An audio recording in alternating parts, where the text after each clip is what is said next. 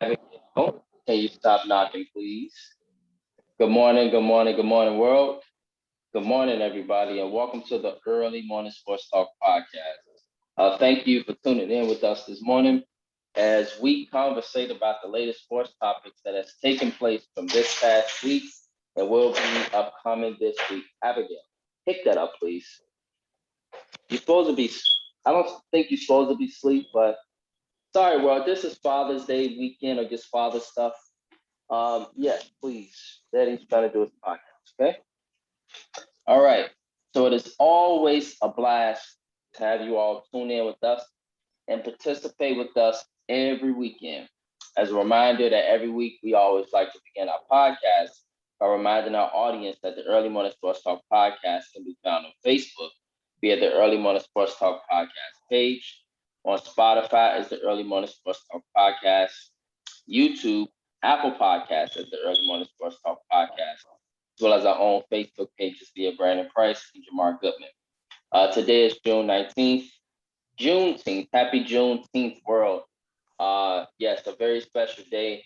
As you know, Jamar, it marks a lot within our history as African Americans in this country, and where we are going, but additionally where we come from. And so it does mark the anniversary of the Tulsa Massacre and different things. But regardless of that fact, we are still here today and we are still moving forward. And so there will be festivals actually going on across the city, Jamar. As example, my old neighborhood in Morgan Park, there'll be a festival that'll combine the communities of Beverly, which is pretty much rich white folks, along with what's going on in Morgan Park, is in neighborhoods that are right next to each other. And so that's pretty cool. And there will be various festivals going on. There are people celebrating across the country, um, everywhere for this holiday. And so I'm looking forward to that, man. And I'm also looking forward to watching tonight, Jamar, um, Kevin Hart's movie. It's like Father's something or Father's Day or being a father, something like that. So I'm Mhm. looking forward to that movie. So that'll be pretty cool. But yeah, we got a lot to talk about today. But meanwhile, from the sports side, we have yet again seen an interesting week in the sports world where we have seen the Phoenix Suns and the Denver Nuggets packing home on a sweep. They got the brooms out and advancing to the Western Conference Final. But now Chris Paul being ruled out due to COVID-19 protocol alongside still battling that hamstring. Kevin Durant's 49-point masterpiece, Jamar, did you see that brother cook in Brooklyn? It was unbelievable. But then again, it was believable, right? This guy is a unicorn, right? He is one of the most unstoppable forces in NBA history. And for me, one of the top three scorers of all time. You can't stick him, it's impossible.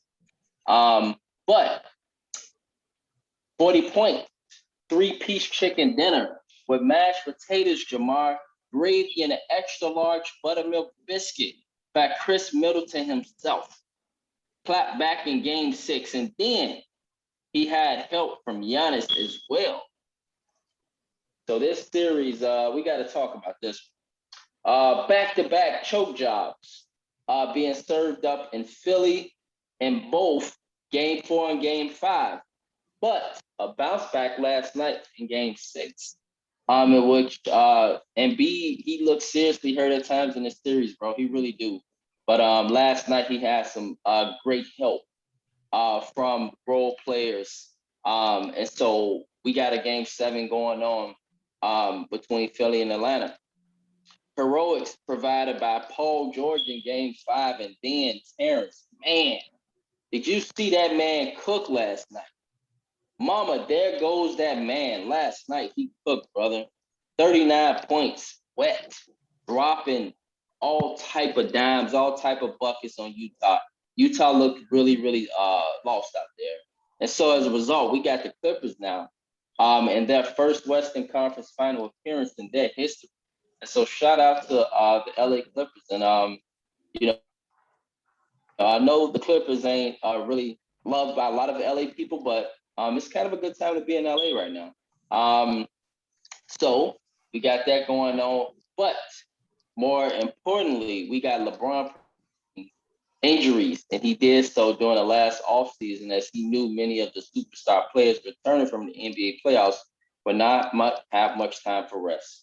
And so, with that being said, introduce my brother from another mother, Mr. Jamar Goodman. Good morning. How are you, sir? Pretty good. Happy Juneteenth. Thank you, sir. I appreciate that. All right, so let's get right into it. We knew this series would be competitive tomorrow, this Milwaukee Bucks series. We knew and believed that the winner of this series will likely win the Eastern Conference and be a serious threat to win it all. And so, just curious on your thoughts from um, this Bucks and Nets series, and just everything that's been going on within the series. And lastly, Jim, I need to get your thoughts on whom has the edge in this pivotal game 7 tonight. I mean, this series is going back and forth. Initially going in after what game two, you know, how that, Milwaukee gets embarrassed right in Brooklyn. And Mm-hmm. at that point, you just felt that, this series was pretty much a wrap. But, they won an ugly one, a very ugly game in game three. Then Kyrie Irving goes down in game four, and it feels like all bets are off. It Mm-hmm. just now becomes an even playing field. Milwaukee basically had the game in their hands in game five until Kevin Durant happened. You know who he is. Game Yeah, who six, he is. you know, the Bucks, answered the call. Giannis actually guarded Kevin Durant, but Chris Middleton was the one that had the game. Right. So now here we are, today rather, game seven. Mm-hmm. It's been an entertaining series. It's definitely have a lot of peaks and valleys in this series. Um, you know, Big time players are stepping up in big time moments and stuff. I mean, we getting all the charismatic climaxes of a great series. And Exactly. what's the best way to cap it off with a game seven? What a You game know, 7. best two words in sports, right? Yep. So you know, and as far as the edge at this point, I am teetering towards Milwaukee.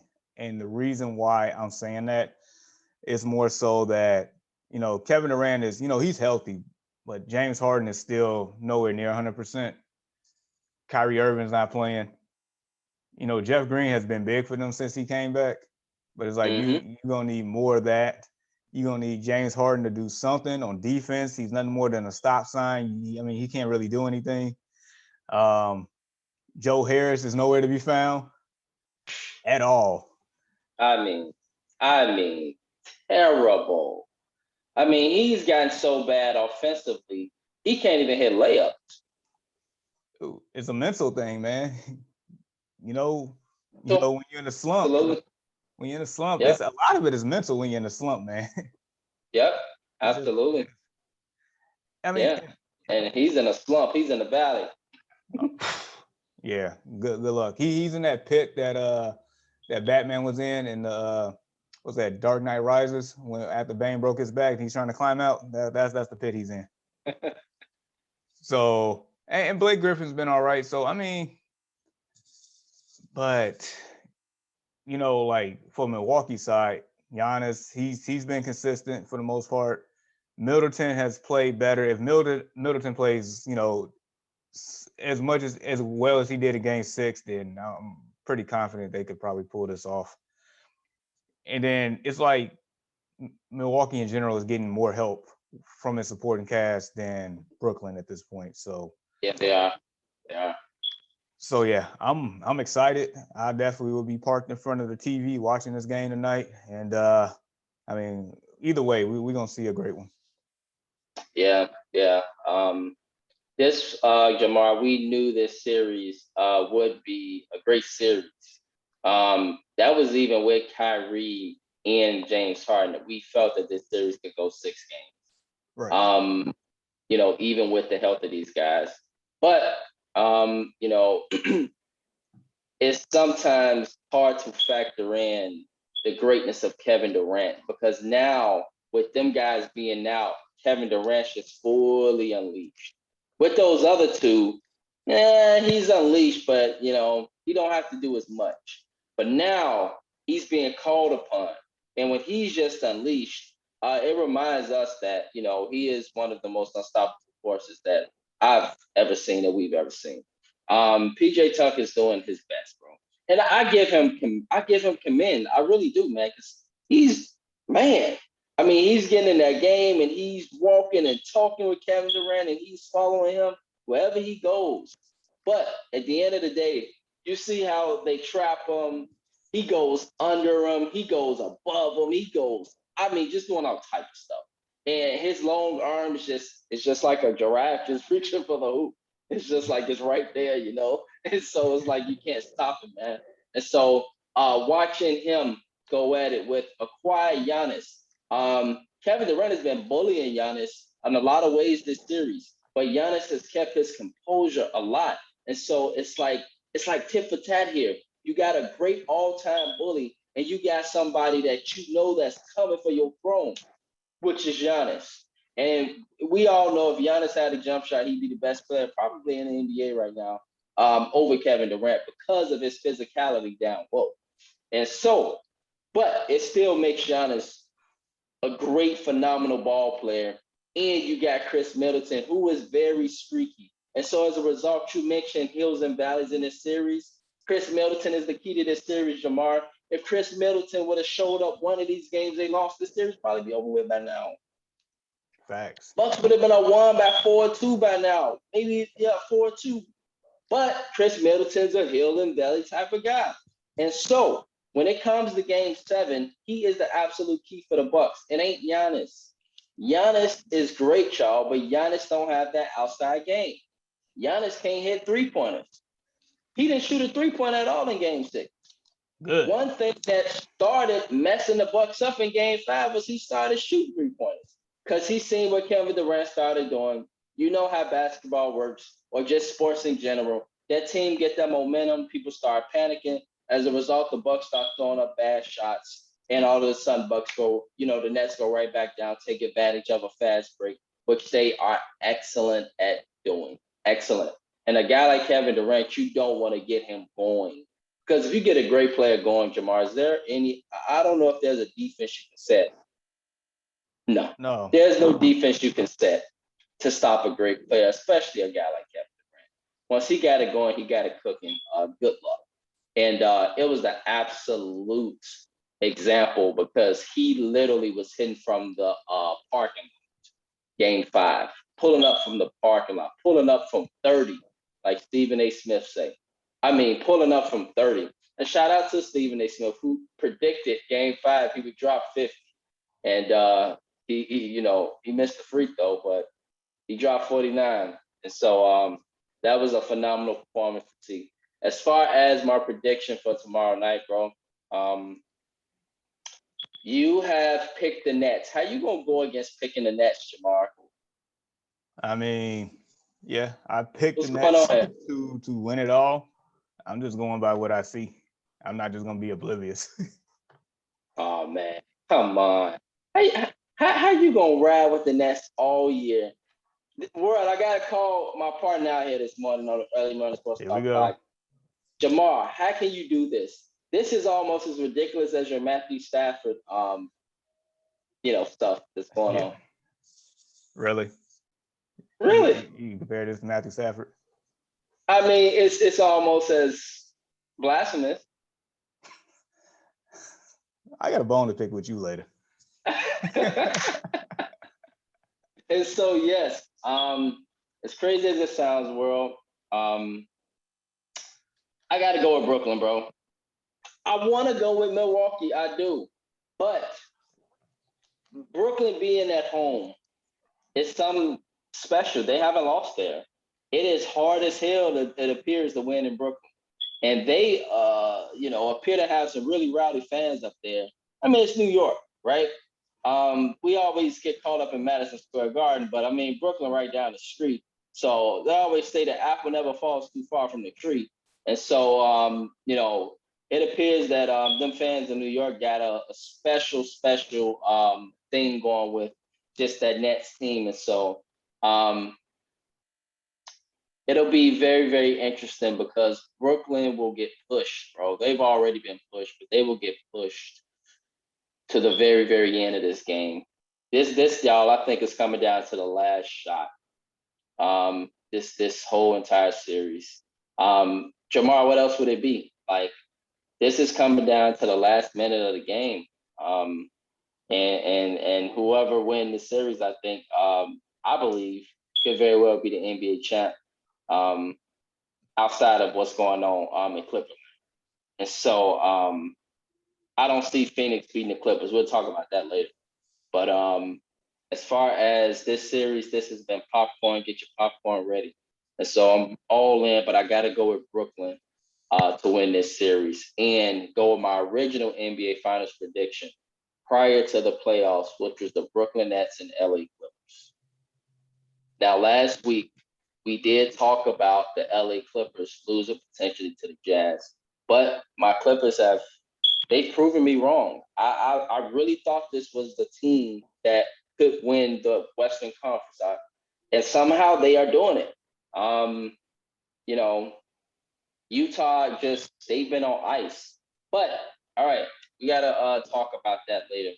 But let's talk about one quick thing as well, Jamar. Yeah. And I always talk about possibilities. What would Brooklyn be like tomorrow? What would the sports world be like tomorrow if Brooklyn loses Game 7 tonight? I don't think they would catch like all that negative, media stuff. Yeah, I don't think so. Yeah, because of the injuries. I think they would get a pass on that.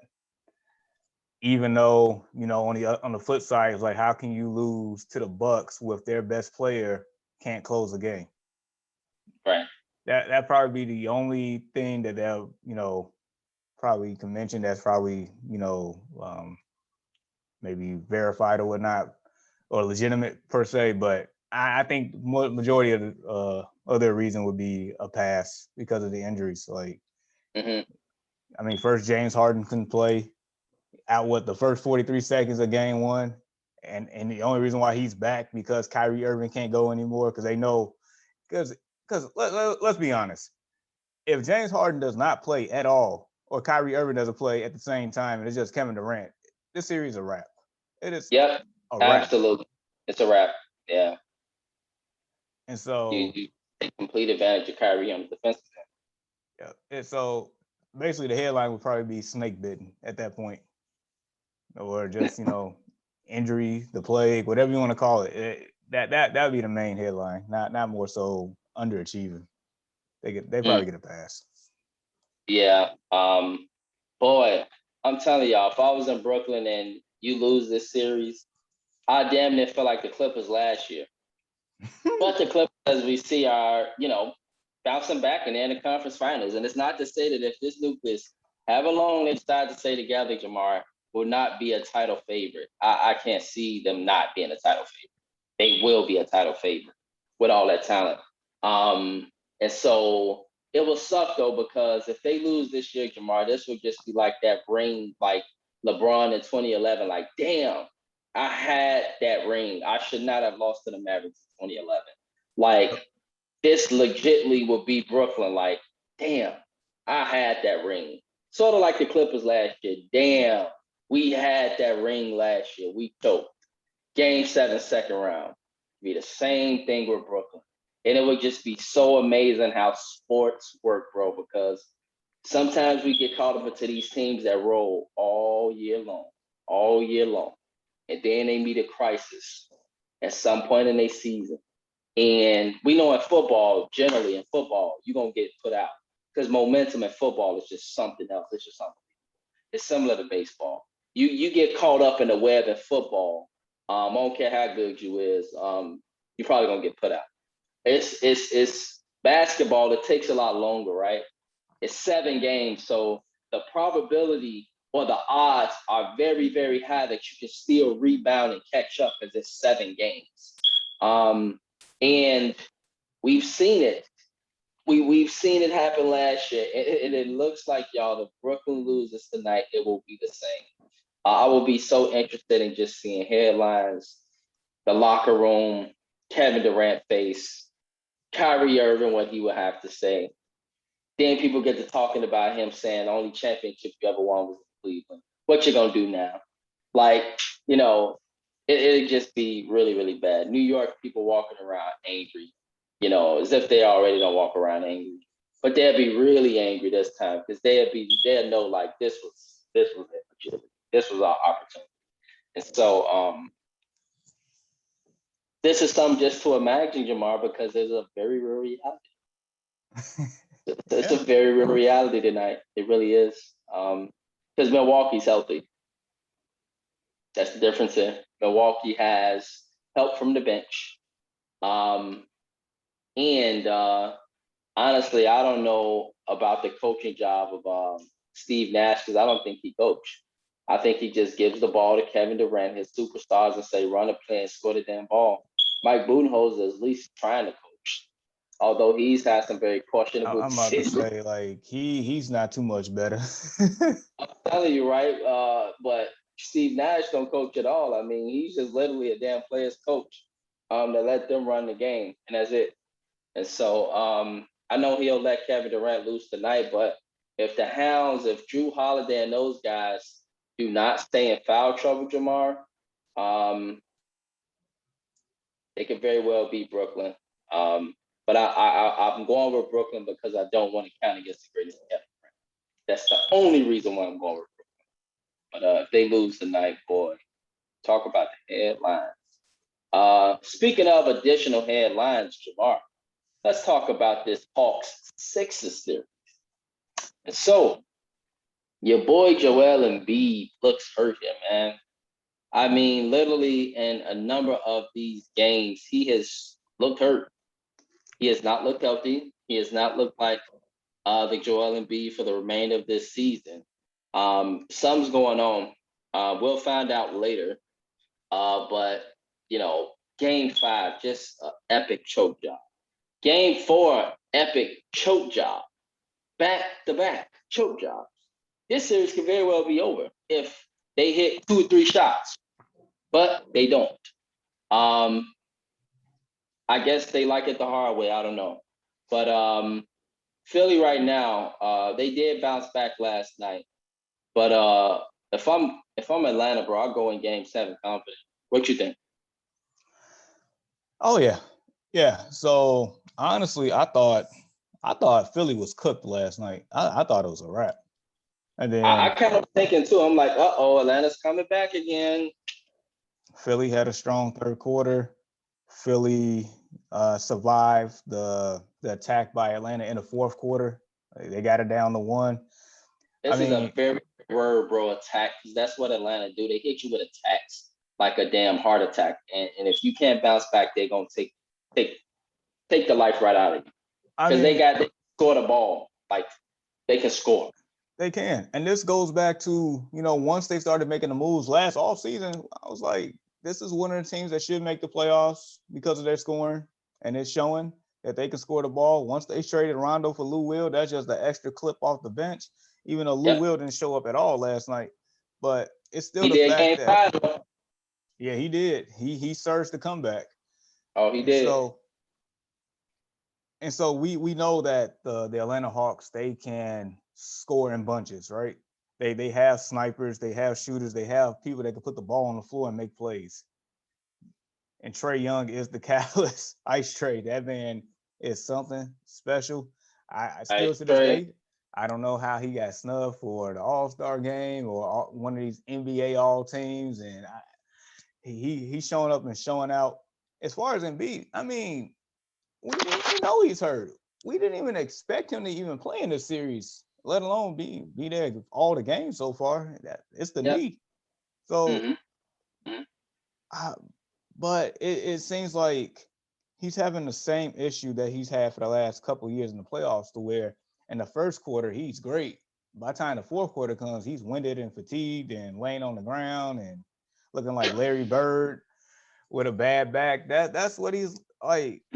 brother. And Yeah, don't get me started on Ben Simmons. That's a whole nother topic for man. another day. I'm My starting to be ticked God. off with him. I really am, Jamar. I'm starting to be ticked off because his greatness is great, but his potential was great all time if he developed the jump shot. Dude, And that boy can't shoot. I mean, I feel like me and you can outshoot Ben Simmons, real talk. yeah, I take my chances. Me too, Not even real joking. talk. I'm not joking. Like, give me the right ball. Yeah, we can outshoot Ben Simmons. I Dude, man, it's bad because it's like his ceiling is like he's basically a jump shot away from being LeBron James 2.0, and got it. now I feel like he's just nothing but a souped up Evan Turner. Mm, That's what it feels like now. you Like gotta post that man on Facebook. that's all he is a souped up Evan Turner. Like who Oh could do a my little bit of goodness. everything, but nothing Mm, special at every. Even though we know his defense is elite, but in his passing is mm, elite. Dude, okay, I can understand. You can't hit a jump shot, fine. Can't hit a mid range, fine. You over here missing dunks, but more importantly, you can't hit a free throw. right. That's the problem. Like, Gotta how hit can the you free stay in the throws, game man. and be a factor on defense when they gonna do a hack a bend and end Yeah, up catching up and gaining a bigger lead on the offensive end because you can't hit a free throw? that's exactly what happened in Game 5. Hackabee. They're gonna do it again tomorrow. If Yes, they got to, they're gonna do it again. yes, and just to answer your question, yes, the Hawks should feel confident. I feel confident in the Hawks. I feel like Ice Trey's about to have a game. I feel like Lou Will is a gamer. I feel like Gallinari gonna hit some threes. I feel like Bogdanovich is gonna silence the crowd. I feel like Capella's gonna catch a couple of oops and block some shots. I even feel like John John Collins is gonna Collins. posterize somebody. That's how I Mm, feel. Like the Hawks, they playing with house money. They've been playing house money this whole season. You think they're hmm gonna be scared of Game 7? Not No, at all. no. Mm-mm. Right. Yep. Hawks come in with nothing to lose. Who expected them to be here? I didn't. Um, Nope. you talking about house money? This is a prime example of a Baltimore Ravens team that you don't want coming in January, or this is a prime example of a 2011 Steelers that you don't want coming into your house. And so this is very, very scary for the Philadelphia 76ers. Although at moments, right, for a majority of the series, Jamar, Philly has been the better team. But Atlanta surges, their attacks are so lethal. They are so elite, so just hit you right there that they can literally take your heart right out from you. And you look back and you be like, what the hell just happened? Like, what just happened? Like, Atlanta and their surge is what happened. Their youth is what happened. Atlanta, y'all get one more superstar with Trae Young. I'm here to tell you, Jamar, Whew. you think Brooklyn is something, Atlanta will be on that coattail for the next 10 years because this team is young. They can score, they can defend, they got heart, and they have nothing to lose here. We expected them to be here. And so, if they get one more guy, man, I'm going to be looking at Atlanta like a baby OKC back in the day. Real talk. So I'm looking very much forward to this team. But when it comes to tomorrow and predictions and things that I think will occur, I'm gonna give you a prediction for tomorrow, Jamar. And I feel like Atlanta will beat Philadelphia tomorrow. That's what you I feel? feel like Atlanta will beat Philadelphia tomorrow. And it will be so funny to see possibly Atlanta and Brooklyn, and the fact that Atlanta has been giving Brooklyn hell all season. If you look at the tapes and the games, Yeah. and it makes sense because they can score the ball, and Yeah. so we know Brooklyn can score the ball, but Atlanta can score the ball too. And so I feel like Philly and their grittiness, their greatness, will unfortunately make my man Doc Rivers be mauled again in the sports world for being that coach that drops those 3-1 series, that So loses with that Clippers team, and then now you'll lose with this Philadelphia 76ers team. it's is warranted. Didn't we call this man Lack Rivers last summer? We showed it. And Black Rivers. and he's showing his face once again. Like there, I don't care if Joel Embiid is hurt. The man is playing. I don't care that like Ice Trey is going off and stuff. Like you are the number one seed. You have superstar talent on your team. You have defense. You have shooting. You have a big man. You have a facilitator. You have pretty much everything. And for you to choke this series away, just like you choked the other series away from the Clippers, the fact that you only got one ring, you haven't won a championship in about 13, 14 years now. The fact that, we put you on this pedestal as one of the elite coaches and you keep like dropping the ball, like, what else do you want us to say about you, man? Like the whole totality of your resume is not great. Outside of that Boston win, it's not great. Man, you couldn't even get my boy Tracy McGrady out the first round. Right. So, true. Like, no, it's all warranted. Like, I got Atlanta too, because I don't believe in Lack Rivers. I believe in Ice Trey. Wow.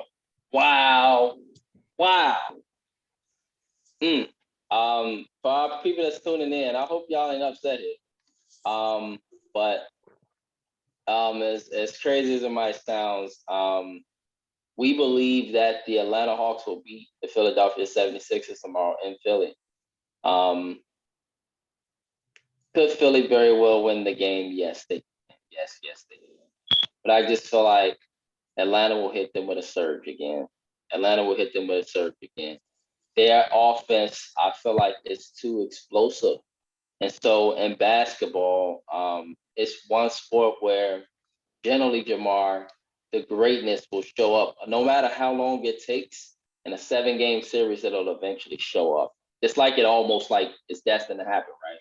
Like it's almost destined to happen if you got 2 superstars or 3 superstars, that you will win the championship. Because at some point, right, Jamar, they will show up when it matters the most. Especially, even if it's a game 7, they will show up. And so I feel like Atlanta will show up in Philly tomorrow. And it could very well be something very, very interesting going on in Philly. And with Doc Rivers and with Joel Embiid and his laziness. He better not lose this series because, man, you had game 5 wrapped up in the bag. Tobias Harris, why are you so damn, like, he's so passive at times, Shamar, especially in the fourth quarter.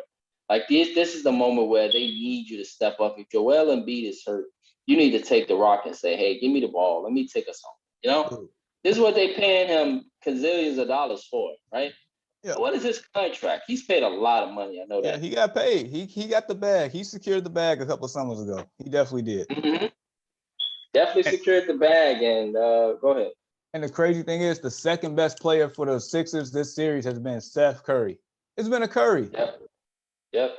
And he was lights out last night. He was lights out at game 5. You over here wasting a Curry's greatness out here because you all can't close the game. Yep, that's bad. Get out of here, Lack Rivers. I'm sick of this. That's really, really bad. So, Philly, win this game. Win it. You are losing in the conference finals, especially if you don't have Jeff Green. I mean, not Jeff Green, but what is Green's first name? Danny Green. If you don't have Danny Green, you will very, very well end up losing in the conference finals. And with Danny Green, you got a fighting chance. You really do. You got a fighting chance. There'll be another long series if you have Danny Green and his defensive prowess back with his ability to make shots. Even though we just said last week with Danny Green, he hasn't made, that was Ian Jones that stated he hasn't made a 3-pointer in the NBA playoffs since the 2014 NBA. Well, I tell you what, and I'd rather have him on the court tomorrow. Just to scratch the floor, just because he's potentially dangerous and because he potentially get hot, and he can stick your second or third best player on the offensive end. He's a very good defender. So very, very good championship veteran guy. Won 3 championships, three different teams. He's one of the other guys outside of LeBron, right, to win 3 championships on 3 different teams. And so Danny Green is very important for that team.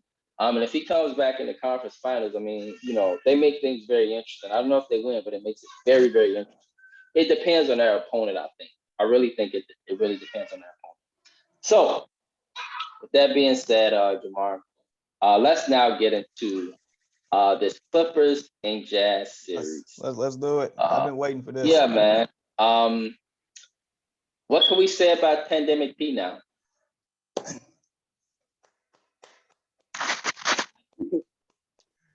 All right, first Good off, job, Pandemic P. Finally, you've given us something good to talk about in the playoffs.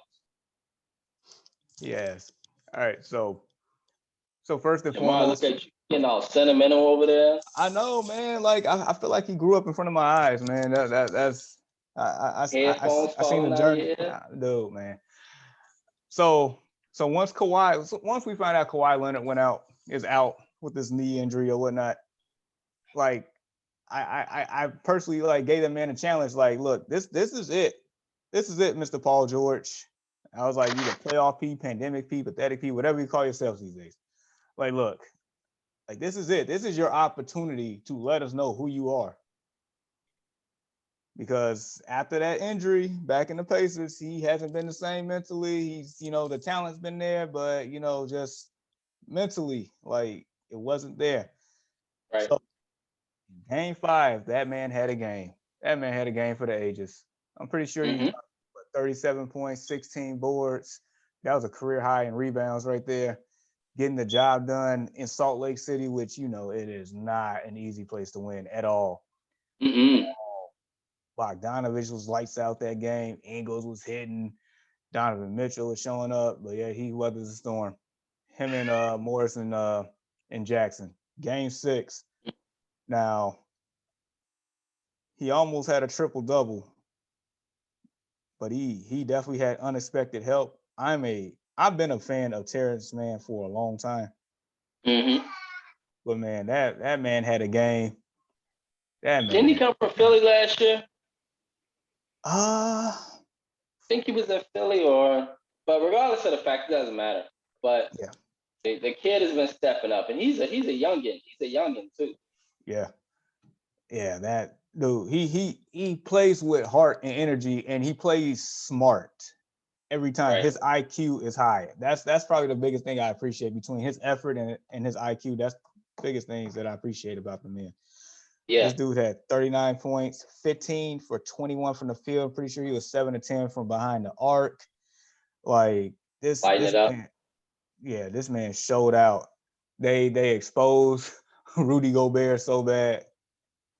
Yeah, and that's part of Utah's problem. They can't really get reliable buckets outside of Donovan Mitchell, and then Jordan Clarkson was just put on ice. Where the hell was he? I mean, literally, you had to put an APB out for him. Well, he wasn't on the court. He was on the court, but he wasn't there. He literally did so little or nothing. I didn't even know he played. I think that's the sixth man. In the first half, because they was like annihilating the Clippers. In the first half, I think he showed up. He ended the game with 21 points, but the second half, I don't know where that man went. Nowhere to be found. Jordan Clarkson was supposed to, and we said this with this series. Jordan Clarkson had to show up big consistently. He did not do that. And I know Jordan Clarkson is really just an average ball player, but it's like with Jordan Clarkson, like I'm literally just sitting there and I'm like, bro, you got to be more consistent, and he just wasn't. It wasn't there at all. I mean, at times Jordan Clarkson looked special in this series, and at times, like, he was nowhere to be found. Like the second half of last night, nowhere to be found. Right. Honestly, but I think the bigger story is between Terrence Mann stepping up. Reggie Jackson has been consistent since I want to say like game 3 when they were 2. He's been lights out. Paul George has definitely stepped up. And Gobert. they went 5 out and had that man in no man's land. And there was nothing that the Utah Jazz can do. They didn't make any adjustments. Some people said that he shouldn't even have been on the floor. They should have went small to match that. But it's like, but the other flip side to that is like, how do you like take out the defensive player of the year? How do you do that? I mean, he wasn't scoring the ball at all. He can't score, Jamar. The only way he can score is in the post. And so it is easy to expose him, because if you expose him, get him out towards the free throw line, you play small, which is exactly what the Clippers did, Jamar. Adjustments. I'm sitting here, right? It's pure adjustments. And this is another thing I've been dying to talk about. We need to start giving Tyronn Lue his props, bro. This dude is a great damn head coach. You think about it, since he's been in the NBA, the worst he's ever done has been in the NBA Finals every season. Think about it. Yeah. Think about it. The worst he's ever done, Jamar, has been to the NBA Finals every season. That's the worst he's done as a head coach. That's wild. To think about. Could very well be going again with the LA Clippers. Come on. Somebody got to start looking at these black head coaches and start to realize, hey, they are better than a lot of these white head coaches. Period. I mean, he makes adjustments. He did what he had. He's a master at it, ain't he? Dude, he was like, Zubac. That man can play some chess. He can. He's like, Zubac, thank you for your services, but at this time, I'm gonna need you to sit the pine. We need to try something else. We need to go small. We need to put Rudy Gobert in pick and roll action, put him out there in La La Land. Yep. And he did the same with Patrick Beverly. Bench Patrick Beverly too. He benched him in the prior series. Patrick Beverly actually played a lot better this series, but he made the necessary adjustments in order to, get them to where they need to be. Apparently, Patrick Beverly, wasn't, doing anything against Dallas. He was getting murdered. I mean, Luka was like, he's too small. Put him on the bench. He, stepped up more Reggie Jackson, and there you go. They on to this round. Zubac, I mean, you're getting exposed out here. We need to put Rudy Gobert in more pick and roll. All right, Zubac, thank you for your services. We're going small. Yep. We will take our chances. Rudy Gobert doesn't score enough on offense. On defense, we can expose him. So, I mean, they did what they had to do. And I mean, Paul George, just the fact that he stepped up, he didn't choke. I didn't see any, shots off the side of the backboard. I mean, this man was facilitating. This man was hitting daggers. The range was looking good. The three-pointer looking good. He attacking the basket. He was, I kid you not, I saw flashes of the Indiana Pacers number 24 jersey just, flickering when he was hitting these shots. It was, I'm happy for the guy. Like, I know we clown him. It was warranted. I mean, for self-proclaiming yourself playoff P and then, choking for the last couple of years. But when the team needed him most, Kawhi Leonard, your alpha, your number one true go-to guy is out, and we don't know for how long. It could be for the rest of the playoffs. He could be back next week. I don't know. But the fact that basically he was the next man up to take over the reins, and he did what he was supposed to do. Like, once again, I'm proud of you, playoff P. You earned your title. Absolutely, man. This was phenomenal to see. I'm happy for the Clippers. Finally making it over again to that conference final. Hold on. I got a little quick house.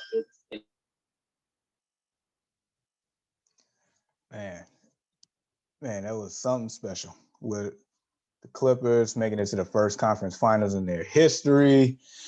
Paul George stepping up, Reggie Jackson doing his thing. Terrence Mann had a game. They had a game.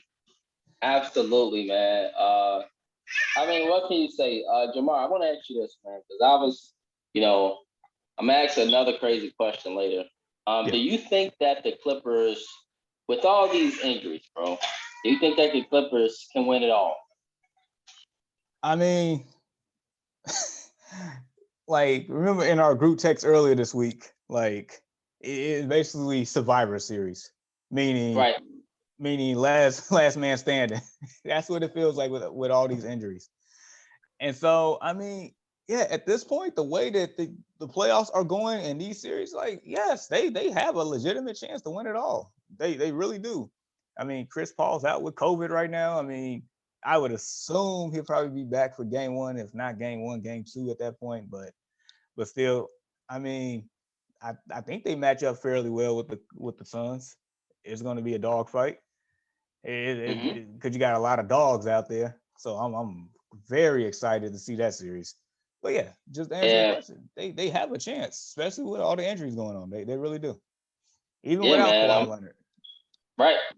And I'm looking at that Marcus Morris, that Markieff Morris, Jay Crowder matchup. You mentioned a dog. Looking forward to that Patrick Beverly sicking on Devin Booker. So it'll be a very, very fun series. But I do want to see the superstars in it, man. I really do. It's sad to see, but it is what it is, man. Shout out to the Clipperland. It will be a phenomenal thing, Jamar, if we get the Lakers to win the championship and then the Clippers come back the next year and win. And then the Clippers fans will be like, the only reason why y'all won last year is because our momentum got messed up in the bubble. They'd be like, we would have won last year too. And so this will be interesting to see, man. But it would be great to be in LA, right? Because I don't know, man, how you celebrate it if you're a Lakers fan. But I mean, if you're in LA and you fans of both teams, I think I'd be happy as shoot. If the Cubs won one year and the Sox won the next, I'd be happy as that. The thing is, in LA, from what I'm being told by fans that actually lived in LA, that the Clippers are so far down the totem pole. They're like the red-headed stepchild. That's how bad it is. Like UCLA Bruins have a higher on the totem pole than them. Like they're low. They don't respect them. Yeah, that's crazy, man. So I mean, if they win a championship, they got to get something, because the Warriors used to be that too. The Warriors used to be at the bottom of the totem pole, but when they won a championship, I mean, things got a lot better for them. Yeah, and before you know it, was a lot of Lakers. I mean, a lot of Warriors fans everywhere. Yeah, but difference is LA got their teams. LA is a Lakers town, and so the Clippers they got a lot of work to do. Years of work. We talking about decades and probably lifetimes of work to do. It's that bad in LA. They don't rock with them unless you're a true Clippers fan. They don't rock with them. That's bad. Well, right now they're in the conference finals for the first time, and so the Clippers make the finals or win the finals. That would be a great story for LA, and Clippers still have a lot more work to do, but I mean, that'd be a ring. That'd be another ring for Kawhi. That'd be Paul George's first. Patrick Beverly can really talk a lot, So, and I'll be happy for him being a Chicago guy. And so, we'll see. Suns, Clippers coming up. Game one, I believe, is Monday, bro. So, all right. But let's talk about these injury bugs. We got Chris Paul out. We got Anthony Davis, who was hurt, man. I really feel like if the man was healthy, they would have beat Phoenix. And it's crazy to believe that if Anthony Davis was healthy, they'd be easily in the conference finals chilling right now. Even if he had an ounce of health and just was on the court, Jamar, just on the court, literally just on the court, I feel like they win that series. I feel like they win game 4 in that first round and close out Phoenix 5. To me. But his injury went down and boom, sweet boom. Look at Phoenix now. And so Kawhi's out, Chris Paul's out, Donovan Mitchell's hurt, Joel Embiid's hurt, Kyrie's hurt, James Harden's hurt. These are all perennial all-stars. Anthony Davis hurt. These are all all-stars. Hello, something's going on here. But I think, as we know, Jamar, a lot of this revolves around money. It evolves around millions being lost if you push back the season to Martin Luther King Day compared to starting on Christmas Day, things like that. But my boy LeBron predicted this. He stated, I've been telling, nobody wanted to believe me, but I've been telling y'all, especially during these off-season meetings, that these injuries would occur. Our guys needed rim rest because many of the superstars were coming from the playoffs, coming off that run, and then literally having to go right back into the season. Preferably his guy, Anthony Davis. I know he's speaking a lot for him for sure. And so, yeah. Just any thoughts, man, on this entire situation? Because I feel like as an NBA fan, a lot of fans out there are getting robbed of seeing the great players. All right, so I'm gonna go on the opposite end of this. I mean, I get what he's saying, but you know, just on the surface, yeah. But let's actually do a little deeper digging into this. So from what I guess read or heard or told, so the number of injuries that's happening now is basically around the same number of injuries that happened last year, the year before, and the year before. I think it's just unfortunate that it just happened to be a lot more star players than in years past, but it's basically the same number of injuries. Mm-hmm. So I don't think it really like is as black and white as what people make it seem. Also, I mean, look, like as far as some of these stars, I mean, some of them are just injury prone. Anthony Davis, do not get me started on Mr. Glass. That is Mr. Glass by far. He is always injured with something. So like him getting hurt is like, was anybody surprised? Like seriously. Maybe the people that didn't really watch Anthony Davis in New Orleans because he was in the New Orleans market didn't know, and maybe he's getting more more eyes on him in LA. But he's always been injury prone. Chris Paul, let's not even get started on Chris Paul and just being injured. But Game 7, yeah, like Warriors. Like 2 hamstring injuries in the past few years. A leg injury. I mean, and it was something else. It was at least 4 injuries in his playoff career that just just ruined his playoff run. And of course, got injured. Remember they were up 3-1 against somebody, and they ended up losing to Houston. Yeah, they ended up losing to Houston with James Harden that year. And they could have went to the conference finals that year. Exactly. But he got hurt. I mean, Kawhi. They blew 3-1 lead. Yep. Kawhi Leonard. I mean, he's been, what's this rest management or whatever you want to call it, the past couple of years because of a load management because of a knee injury, and Lord behold, knee injury right now. I mean, I get it. I mean, it sucks. It does. Because it feels like Survivor Series, like WWF Survivor Series, basically last man standing right now, and that's what it is. But I mean, at the same time, if they're saying that there's the same number of injuries, I mean, it's just like, is it really because of the short turnaround? I mean, that's the easiest way to put it, but is it? But seriously, like, is it really that, or is it just stars being injury prone and that just surfacing and things of that nature? Like that's how I feel about it. I mean, I see their point, but on the flip side, it's like, well, is it really that, or that's just a cop out? Yeah. I'm with LeBron. I'm on the opposite end of yourself, my brother. I felt like this season was definitely started, a lot earlier than what it should have. They should have waited till Martin Luther King Day. Jamar, we always talk about how difficult it is to win an NFL championship. It is very difficult to win an NBA championship. Why? Because I've told Deshaun, it takes a lot on your body. We're talking 7-game series here over months. Literally, you got guys playing 48 minutes a game. That's a wear and tear in your body. It's not like you get off the field and you watch the defense. For the most part, you're up and down the floor. And if you're a superstar or you're an all-star, your team needs you in the playoffs. You're on that floor 40 plus minutes, and you're consistently up and down, and there's no rest in between in the game of basketball. And so the conditioning has to be tremendously on point, and you have to know how to manage the injuries, which is not as easy as it sounds. And so all these factors you put in together, it's a lot on these guys' bodies, man. It really is. And you're talking about LeBron James here, who better than anybody knows better than how to manage the body, but also know about playing a whole entire game, running a whole playoff team for the whole playoffs and not being off the floor the whole playoffs. He knows about it, trust me. He's done it plenty of times.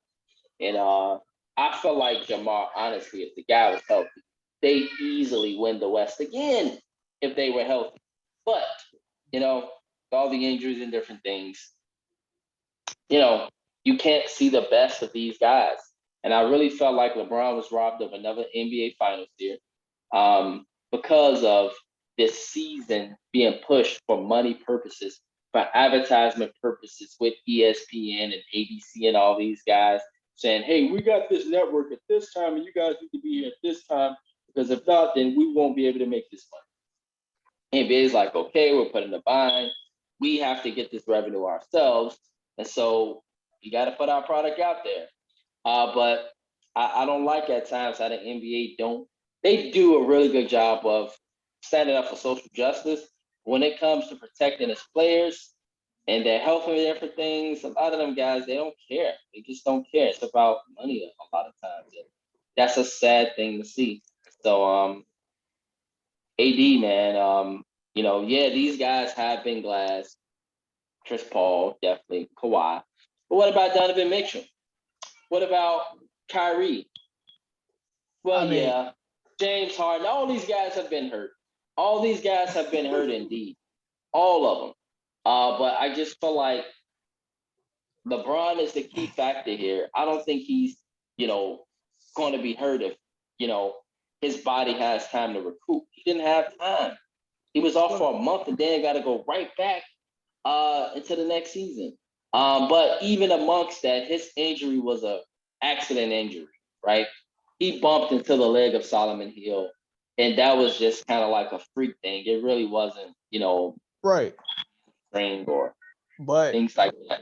So I'm kind of seeing your point here. I'm kind of seeing your point. Because you could say the same thing about Donovan Mitchell. He just rolled his ankle on somebody. Kyrie Irving, he rolled his ankle on Giannis. And everybody else is like injury prone. Like let me just pick, for example, Anthony Davis.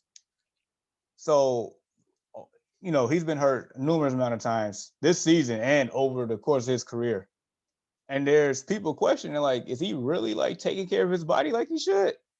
Is he really doing everything in his power to make sure he is healthy? If he's durable? Like, it's just things of that nature. Like, it's a lot of things you can point to besides just, the short games. I get it. It's a quick turnaround. But like, let's be fair. Like, yeah, LeBron James been like countless number of finals. So basically, he's been playing basketball for the longest out of everybody over the last decade. But yet, he takes care of his body, and you don't really see too many injuries on the man. He don't really miss time. So right, exactly. So yeah, so I'm saying he takes missed care of time himself. this year. Right, he missed time this year though because of his injury, which was an accident, as you pointed to. And he came back. LeBron came back from the injury, but he didn't look the same. I can see it was like a non-contact type thing everywhere, but these are all like contact injuries, except for the guys that are generally injury prone and maybe not taking care of their body like they should. Hell, James Harden came into training camp way overweight just to force himself into a trade. Like, right. Not taking care of yourselves. Right. It's a very interesting one, man, because I can make a lot of points for just the league in general doing what they need to do, but I see your point as well. So we'll leave it at that. It does suck for the fans, though, really does. But we agree. As far as the teams now, It is a wide open playing field, and out of these six teams that are left, all six of them feel like they got a legit chance with And these injuries and to host this and that's the Larry silver O'Brien lining. Trophy. And it's the silver lining to this because it makes it like, that much more suspenseful. Yeah, it makes it a lot more competitive now that people are dropping injured all around the place. It's sad enough to say, yeah. Yeah, and so with all these injuries, and how much are we going to talk about injury today, man? I mean, geez.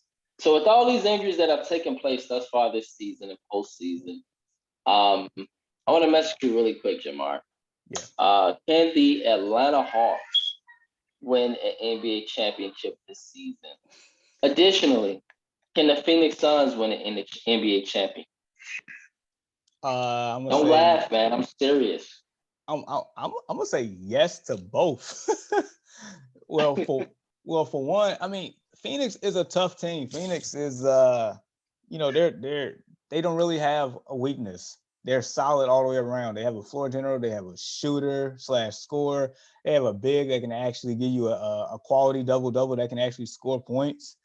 They have defenders. They have glue guys. They have youth.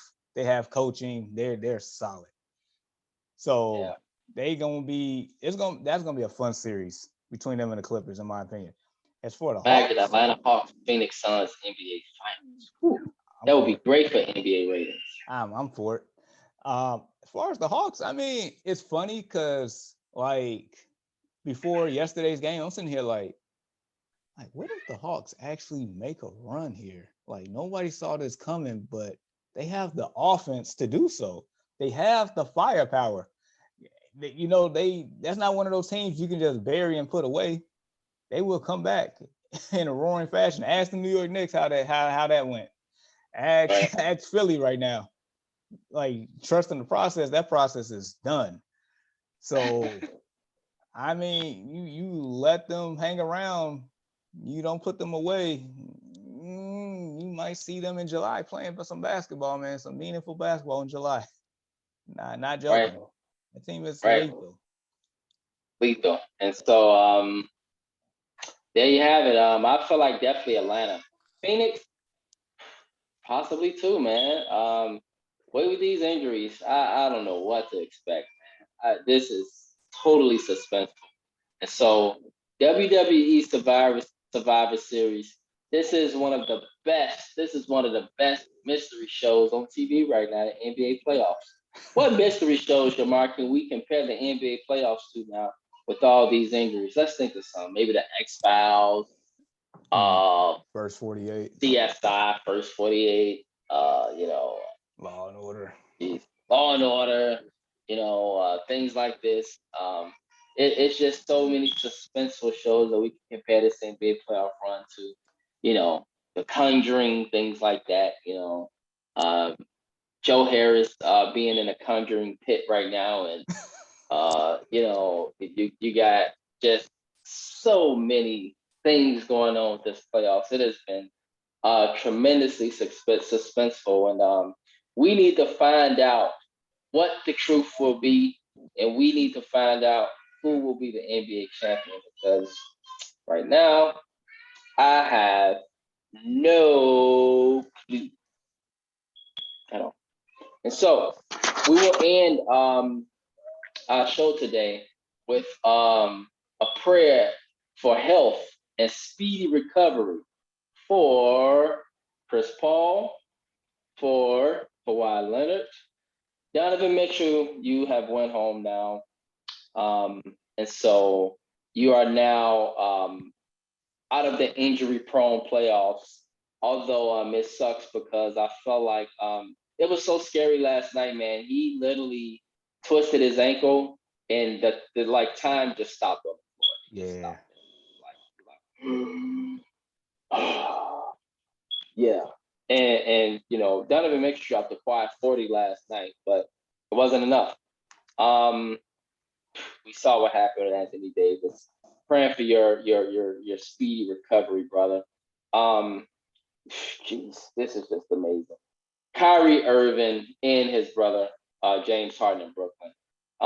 Praying for you guys for a speedy recovery. Who else, Jamar, we missing? Oh yeah, Joel Embiid. Praying for a speedy recovery. It's also Danny Green, his very good veteran championship medal guy. His speedy recovery. Um, and I think that's about it. Nobody else on Phoenix is injured, and we already got Kawhi Leonard. But that's 8 people, y'all. That is 8 people legitly. And I don't know if I've ever seen 8 people or 8 superstars or all-stars injured in a playoff run. It kind of waters everything down, but in a way, as Jamar stated, it makes it interesting. But from a realist standpoint, we do hope you guys get healthy, so that in the coming years you guys can continue to be the superstars that you are, make the money that you deserve to make, and continue to give the fans what they desire, which is to see many of you guys in your respective cities in uniform, represent those franchises that you represent. So, yes, with that being said, Jamar, any final thoughts or shout outs as we head into this Father's Day weekend? Happy Father's Day to all the fathers. If you're a father, it's a wonderful feeling, especially, if you're in your child's life, it is truly a blessing. It is, a feeling like no other. And, tomorrow's our day to, be celebrated. So, hats off to all the dads that, that work long hours, come home tired, still, interacting and having fun with their kids and their family, doing by whatever needs to be done to make sure your house is protected. Like, salute to all the brothers out there that's dads. Happy Father's Day. Yeah, I second that, bro. Happy Father's Day to you all. Thank you all for tuning in to the Early Morning Sports Talk podcast. Happy Juneteenth for those that celebrate the heritage of African Americans within this country. We are progressing. We do need some healing in our communities because that's something that we don't talk about enough. We do need some healing in our communities, especially amongst our people, especially a lot of Black males I know. But I'll talk about that tomorrow during Father's Day for my sermon. So I won't be talking about a lot of exciting stuff. This will be a realist sermon that has been on my heart for our people, for our African American males, that we need to move past the past and progress towards the future. We got to move on. We can't allow that baggage to continue to hold us back because it's holding a lot of us back. And so, that goes from a religious standpoint, even of course to a real world standpoint, on an everyday, daily basis standpoint. So happy Father's Day, guys. Happy Juneteenth. Shout out to the Chicago Sky. They are now, Jamar, on a roll. And so I always want to point out our ladies here. Shout out to our girl, Naomi Osaka, who has been, just taking her break from the media, taking her break from tennis, and really putting her own destiny in her own hands. You know what I'm saying? Like, I'm loving to see that, she's being an empowerment for many, many women out there and athletes in general, to not be a slave to this system, but to, be who she desires to be and how she wants it to be. And so, I love that. And, additionally, shout out to the Chicago White Sox, who I believe now has the best record in baseball, although, of course, it's been back and forth. But they did take care of the Rays. While I am on here, Jamar, did they take care of No, they lost last night. The bullpen let them down last night, huh? Because they were up for most of the game. Yeah, they're having a tough time against the Astros right now, but yeah, it is what it is. Yeah, they got beat pretty bad. I know game 1, but as far as game 2, they lost 2-1. Yep, that's bullpen. That's the bullpen. So Sox, you got to get that together if you want to get that MLB World Series trophy. You got to get the bullpen together. But shout out to the Sox. They did have a great week overall, although they ended badly this weekend. and the Cubs, who, have been pretty hot lately. So it's exciting to see these two teams do pretty decent this season. Although there are many, things that need to be fixed. And me and Jamar, we kind of see them because we analyze these teams. So they have to get better. Cubs got to put the bats going. They got to get more bats going consistently. And the White Sox, they got to get that pitching and that bullpen more consistent. If these things get fixed, then maybe we could be looking at something in the fall that'll be very exciting. Let's hope for that. But with that being said, world, thank you all for tuning in with us. Happy Father's Day, Anthony, as well. And thank you Father's all for Day, brother. the Early Morning Sports Talk podcast. May you all have a blessed weekend and peace. Deuces.